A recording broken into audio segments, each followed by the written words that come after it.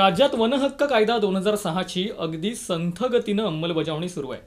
या कायद्याअंतर्गत जमिनींचे दावे निकालात काढण्यासाठी 30 जून 2021 ही अंतिम मुदत आहे। मात्र गोव्यात या मुदतीमध्ये जमिनींचे दावे निकालात काढणं निव्वळ अशक्य आहे। पाहुयात याच संदर्भातला सविस्तर रिपोर्ट। गोव्यात वनहक्क कायदा 2006च्या अंतर्गत जमिनींचे हजारो दावे प्रलंबित आहेत। या कायद्याअंतर्गत वनवासी लोकांच्या पारंपरिक हक्काच्या जमिनी त्यांच्या नावावर करून देण्याची तरतूद आहे।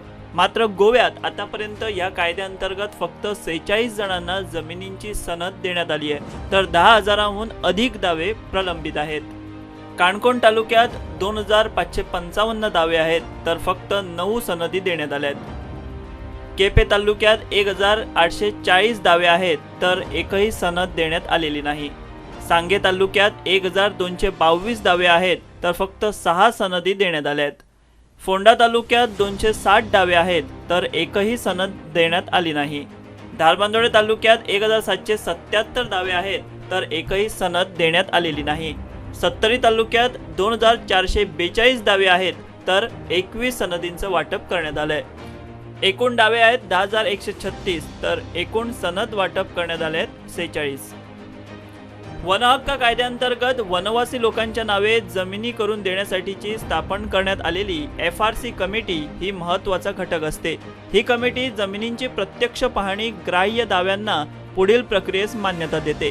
मात्र या FRC कमिट्याच आपल्या कामात दिरंगाई करतात। खुद्द मुख्यमंत्र्यांनी हल्लीच विधानसभेत ही गोष्ट मान्य केली आहे।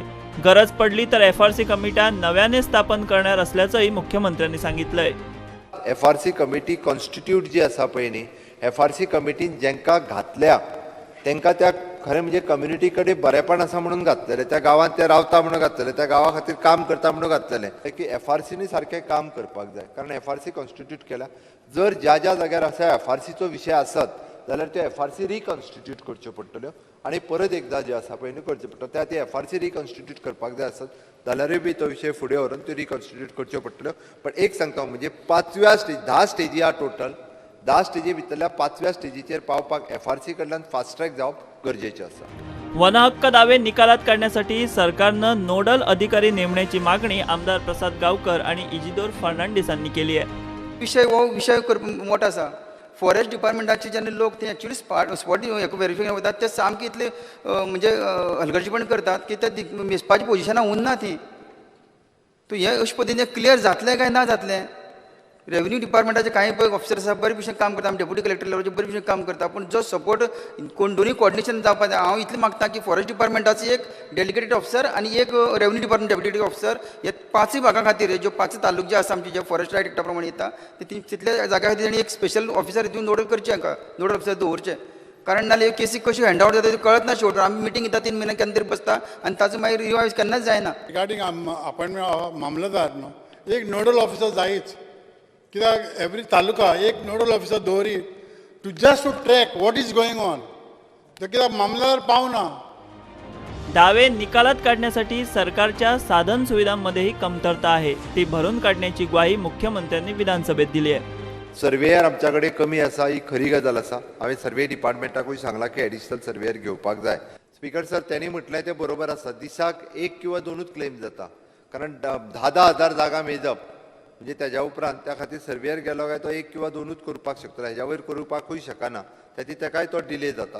म्हणून तितूर परत मागीर ती बाउंड्रीज फॉरेस्टाची कितली, तुज्यो काजी खंय आहा, कितें आहा, हाजेरूय एक जो आसा हो एक इशू आहा भितर। मशीन बिशीन सर्वेयरांची तेच्या खातीर एडिशनल घेवपाक लायला। ग्रामसभेक रिलॅक्सेशन दिला तें सांगलां हांवें। वनहक्क कायद्याअंतर्गत जमिनींचे दावे निकालात काढण्यासाठीची अंतिम मुदत 30 जून 2021 ही आहे। मात्र गोव्यात या मुदतीत प्रलंबित दावे निकालात काढणं शक्य नसल्यानं सुप्रीम कोर्टात प्रतिज्ञापत्र घालून ती मुदत वाढवून घेणार असल्याचं मुख्यमंत्र्यांनी विधानसभेत सांगितलंय। 2007 त्यांच्यान म्हणटा ते सुरू जाला, सुप्रीम कोर्टान 2018 पर्यंत विशय सोंपपाक जाय आसलो। ही खरी गजाल आसा तेजी, तेणी सांगला त्या प्रमाणे। आमी ट्रायबल वेलफेअर डिपार्टमेंटाक सांगलां की एफिडेविट फायल कर, हेका टायम एक्सटेंशन दिवचो पडटलो। टायम एक्सटेंशन घेयना जाल्यार ह्यो केसीस रिजॉल्व जावच्यो ना। खरी गजाल आसा तेजी त्या बाबतीत। वनहक्क कायद्याअंतर्गत वनवासी लोकांच्या नावे जमिनी करून देण्यासाठी पंचायत पातळी ते राज्य सरकारच्या पातळीपर्यंत प्रभावी समन्वयाची गरज आहे। भविष्यात जर हा समन्वय साधला गेला नाही तर अंतिम मुदत वाढवूनही त्याचा काहीच फायदा होणार नाही. सिनियर रिपोर्टर विश्वनाथ नेने, गोवन वार्ता लाईव्ह. गोवा फुटबॉल असोसिएशनसाठी मुख्यमंत्र्यांनी 50 लाख रुपयांचा निधी मंजूर केलाय. लवकरच आणखी 50 लाखांच्या निधीला मुख्यमंत्री मंजुरी देणार असल्याचं GFAचे अध्यक्ष चर्चिल आलेमाव यांनी सांगितलंय. म्हाका जाय आता आमचे JFAन जेन्ना भितर सरला, JFAन आमची कांय आसूंक ना तेन्ना, आनी JFA खूब लोन आशिल्लो आनी त्या प्रमाणे हांवें एक एप्रोच केलो मुखेलमंत्र्याक की तेमी गेलो तो मुखेलमंत्री आमचो संपलाल भाव पारीकार, त्याने गोंयची गेम मोठी स्टेट गेम मोठी फुटबॉल म्हूण केली आनी त्याने एक स्कीम केल्ली जेन्ना 4 गेम्यो आयली गेल्ल्यो. एक आमची चर्चिल ब्रदर्स, डॅम्पो, सालोगार आनीक स्पोर्टिंग. म्हण तेमीचे जेन्ना मायनींग बंद जालें तेमी स्पोर्टिंगान तेमी आमी सगळ्यान गेम भायर काडल्यो. हांव ते सगळ्यान रायलो मुगेलें कितें म्हाका कितें आमी प्रॉपर्टी इकप आनी कितें करप आनी चलोवप. सो तेन्ना ती स्कीम म्हाका एकल्या मेवली, म्हाका करून ना ती मेळ्ळी. आनी उत्तर गोवा जिल्हा रस्ता सुरक्षा समितीची मंगळवारी उत्तर गोवा कार्यालयामध्ये बैठक झाली. अतिरिक्त जिल्हाधिकारी गोपाळ पारसेकरांच्या अध्यक्षतेखाली ही बैठक संपन्न झाली. या बैठकीमध्ये राज्यातील वेगवेगळ्या रस्ता समस्यांवरती उपाय काढण्यासाठी देखरेख विभाग स्थापन करण्यात आलाय. I had a road safety committee meeting over here in collector office, and it was discussed widely. This meeting was taken by our additional DM Shri Gopal Naik, and other members were also present from our transport, then Shri Roland Martin, health, and Panchayat and all of them. Here it was discussed what are the problems being faced by the general public and motorists. So these major issues were discussed. Major issues were pointed out by Mr. Roland Martins, and Deputy Collector has assured that he is going to look into the matter and give direction to the concern. And this again, after every 15 days, we hold this meeting and we see follow up what matters have been corrected or not and what needs to be done. So it is a continuous process. Major thing was decided about road marking, road painting, and correction of the speed breakers. And this will be carried out in near coming days, and people will get some relief, and it will be beneficial for the motorists also. Thank you. Yeah.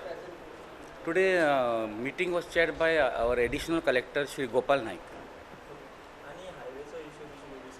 Yeah, it was discussed, and highways issue were discussed, wherein there are around 24 black spots. So these black spots also will be reduced. So today the North Goa District Road Safety Committee held its meeting.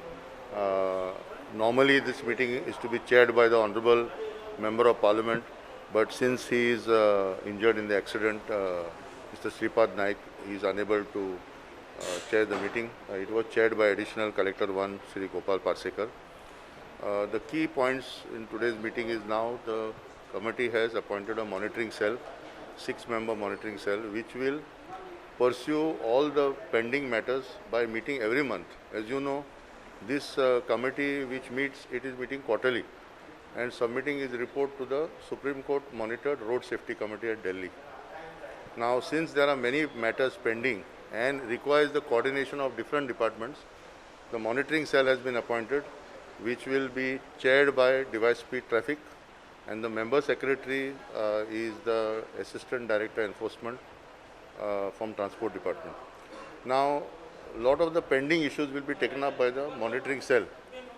Then also the issue of carrying poles outside the truck. This is not permitted now. Supreme Court has already passed the order.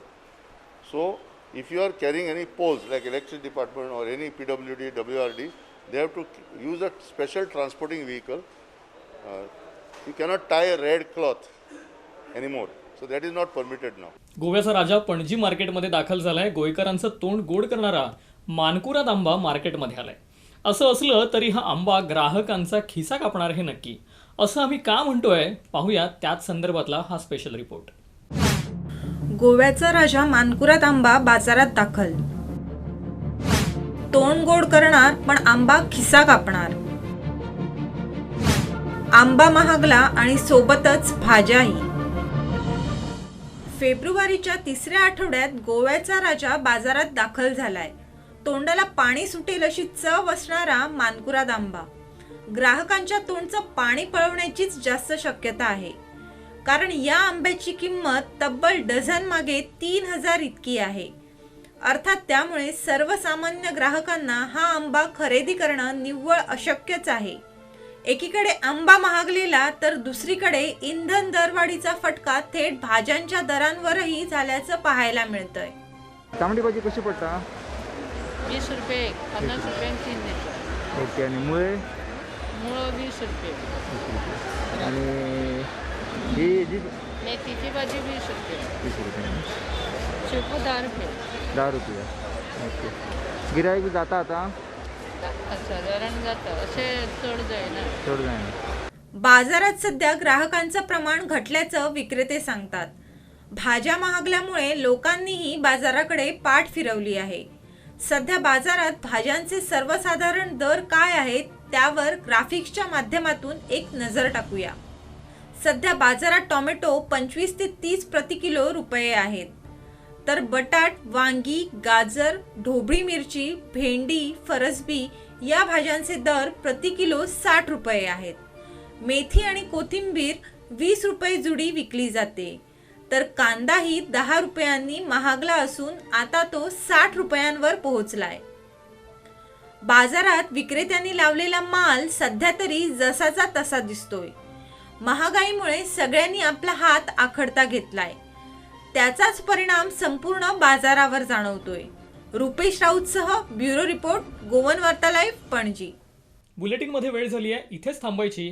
पण ताज्या घडामोडींचा ओघ असाच सुरू असेल, त्यामुळे तुम्ही कुठेही जाऊ नका. पाहत रहा गोवन वार्ता लाईव्ह. ना आता गोव्याचं देणं मराठीचं.